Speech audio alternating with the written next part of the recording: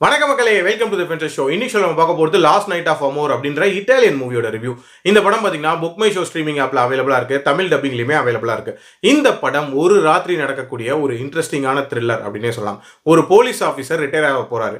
அவருக்கான retirement party அன்றைக்கி night arrange பண்ணியிருப்பாங்க.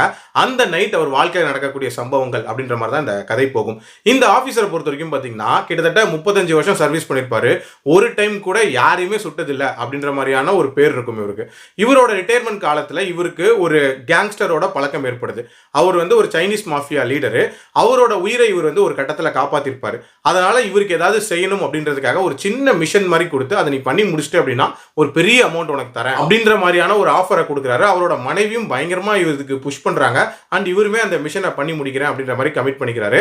அந்த மிஷன் எப்படி போகுது, அதுல என்னென்ன மாதிரியான சேலஞ்சஸ் இருக்கு, என்னென்ன மாதிரியான சம்பவங்கள் நடக்குது, டுவர்ட்ஸ் தி எண்ட் அதை சக்சஸ்ஃபுல்லா பண்ணி முடிச்சாரா இல்லையா அப்படின்றத அந்த படத்தோட கதை.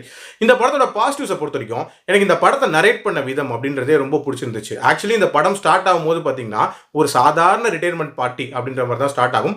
ரொம்ப கேஷுவலாக உள்ள வர அவர் அந்த பார்ட்டியில் ரொம்ப சகஜமாக நடந்துப்பார்.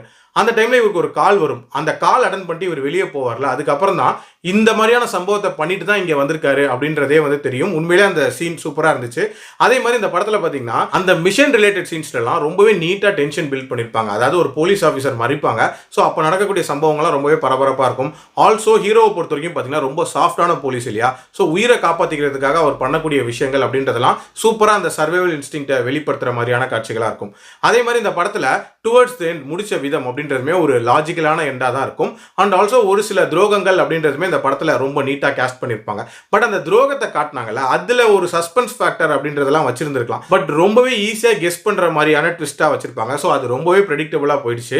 அதே மாதிரி இந்த படத்தோட டியூரேஷனை பொறுத்த வரைக்கும் பார்த்தீங்கன்னா கிட்டத்தட்ட 2 மணி நேரம் தான். பட் இன்னுமே ஒரு 10 to 15 மினிட்ஸ் ஸ்ட்ரீம் பண்ணியிருக்கலாமோ அப்படின்னு தான் தோணுச்சு. ஏன்னா அவ்வளோதான் கண்டென்ட், கொஞ்சம் ட்ராக் பண்ண மாதிரி டுவர்ட்ஸ் தி எண்ட் ஒரு ஃபீல் இருந்துச்சு. பட் ஓவரால் பார்க்கும்போது ஒரு தரமான படம், கண்டிப்பாக ட்ரை பண்ணி பார்க்கலாம். என்னோட ரேட்டிங் இந்த படத்துக்கு 3.3 out of 5. அடல் கண்டென்ட்லாம் இல்லை. ஸோ ட்ரை பண்ணி பாருங்க. மீண்டும் அடுத்த விமர்சனத்தில் சந்திக்கிறேன். நன்றி, வணக்கம்.